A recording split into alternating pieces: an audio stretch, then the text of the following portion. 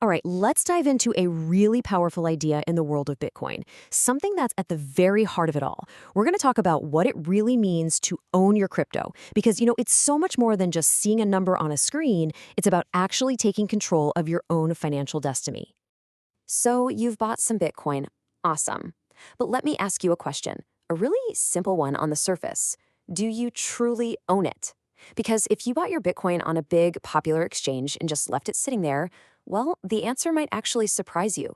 The truth is, you probably don't own it in the way that actually matters. You've probably heard this saying floating around, and for good reason. Not your keys, not your Bitcoin. This isn't just a catchy phrase. It's one of the oldest, most important truths in crypto. And unfortunately, it's a lesson that a lot of people learn the hard way. I mean, just think about anyone who had their funds on exchanges like MTGOX way back when, or more recently, FTX. When those exchanges collapsed, their Bitcoin just poof, it vanished. Because they never held the keys, it was never really theirs in the first place. So what's really going on here? Well, when you leave your Bitcoin on an exchange, you don't actually hold the Bitcoin itself. What you have is basically an IOU. It's a promise, a digital pinky swear from the exchange that they'll give you the Bitcoin when you ask for it. And this creates this huge fundamental difference between what we call custodial wallets, where someone else holds the keys for you, and self-custody, where you and only you are in complete control. And when you put them side by side, whoa, the difference is night and day. With a custodial wallet on an exchange, you're just wide open to all these massive risks. The platform could get hacked, it could go broke just like FTX did, or hey, a government could decide to freeze or seize all the assets. Your control is limited. But with a self-custody wallet, you wipe all those third-party risks right off the table. Now, sure, the risk becomes your own personal responsibility, but what you get in return is absolute total control. You literally get to be your own bank. Okay, so how does Bitcoin even make this possible? How can you actually be your own bank? Well, the secret sauce, the magic behind it all, is a technology called public key cryptography. You can think of it as a super advanced system of digital locks and keys that lets you securely send and receive value across the internet without needing to trust a bank or any other middleman. It's the core innovation that makes true digital ownership a reality. Let's start with your public key. For all intents and purposes, this is your Bitcoin address. The best way to think about it is like a personal, super secure mailbox. It's an address you can give to literally anyone in the world who wants to send you Bitcoin. They can slip Bitcoin into the mailbox slot, but they can't open it up and they can't see what's inside. So yeah, it's completely safe to share. The private key, on the other hand, well, if the public key is the mailbox, the private key is the actual physical key that opens that mailbox. It's your secret.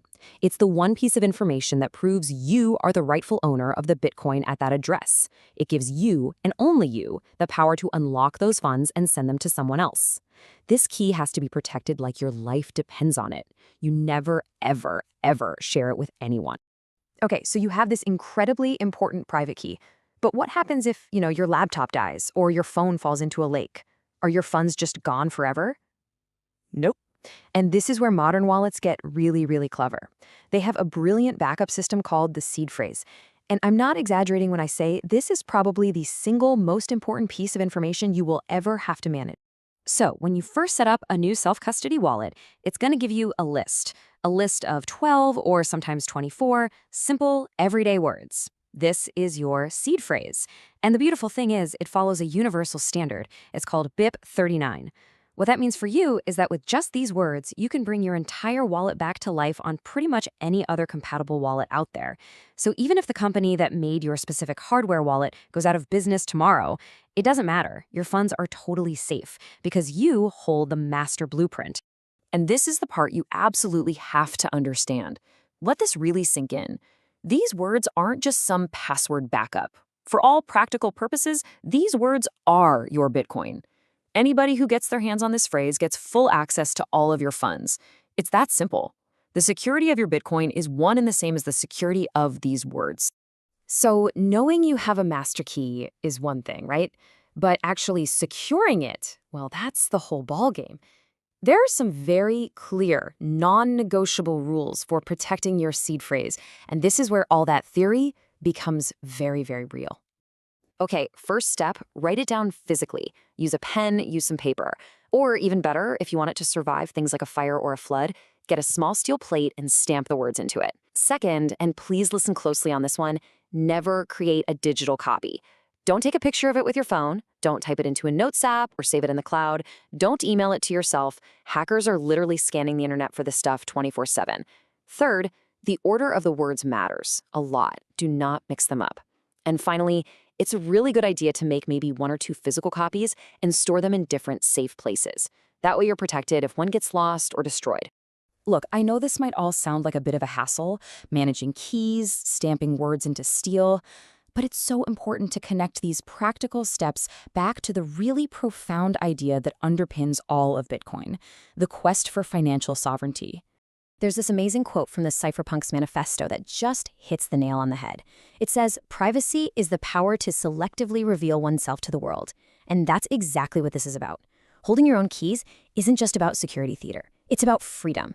The freedom to choose, to transact with who you want without asking for permission, and to control your own financial identity in a world that's watching more and more closely. And that really brings us to the final question. Now that you know the rules of the game, now that you understand the crucial difference between holding an IOU and holding your own keys, are you ready to be your own bank? It's a big responsibility for sure, but it also unlocks a level of freedom and genuine ownership that just wasn't possible before. And for the first time in a long time, that choice is truly yours.